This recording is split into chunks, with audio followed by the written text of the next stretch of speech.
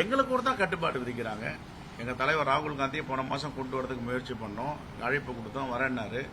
கிராம கமிட்டி மாநாட்டில் பங்கேற்கணும்னாரு. எஸ்ஓபின்னு இருக்கு, எஸ்ஓபி காரணம் காட்டி 15 நாளுக்குள்ள நீங்க கொடுத்துருக்கணும், 15 நாளுக்குள்ள கொடுக்கறதுனால வாய்ப்பு இல்லைன்னாங்க. நாங்க அரசு என்ன சொல்லுதோ, ஆட்சி என்ன சொல்லுதோ, சட்டம் என்ன சொல்லுதோ, சட்டத்துக்கு உட்பட்டு ஏற்றுக்கொண்டோம். ஆனா ஒரு சுய பரிசோதனை செஞ்சுக்கணும். எந்த கட்சியாவது அதிமுகவோ திமுகவோ ஈவன் பாஜக கூட எந்த கட்சியாவது மாநாடு நடக்கும் போதோ பொதுக்கூட்டம் நடக்கும் போதோ உயிரிழப்பு என்பது இல்லை. அதை சுய பரிசோதனை செஞ்சுக்கணும். ரைட். நானும் எதுக்கு சொன்னேன்னா நீங்களும் புரிஞ்சுக்கிட்டு தான் சொல்லியிருக்கேன். ரைட். அவர் என்ன கேட்டாருன்னா, திமுக ஆட்சியில் இருக்கும்போது அவங்க கண்ட்ரோல்ல தான் போலீஸ் எல்லா பவர் இருந்துச்சு, எஸ்ஓபி வச்சு என்ன அழுத்தம் கொடுத்து என்ன வெளியில வரவிடாம தடுத்தாங்க. இப்ப எலெக்ஷன் கோட் ஆஃப் கான்டக்ட் வந்து எங்கேயுமே அவர் அதுதான் சொல்றேன். இப்ப election commission of India take over பண்ணிடுச்சு கவர்மெண்ட்.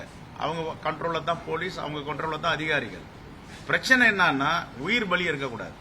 நம்முடைய தமிழ்நாடு தமிழர்கள் தமிழ்நாட்டு மக்கள் எங்கேயுமே ஒருவர் கூட உயிருக்கு பிரச்சனை வரக்கூடாது, ஆபத்து வரக்கூடாது அப்படின்ற பார்வை எல்லோருக்கும் உண்டு. அதை அவர் புரிஞ்சுக்கணும்.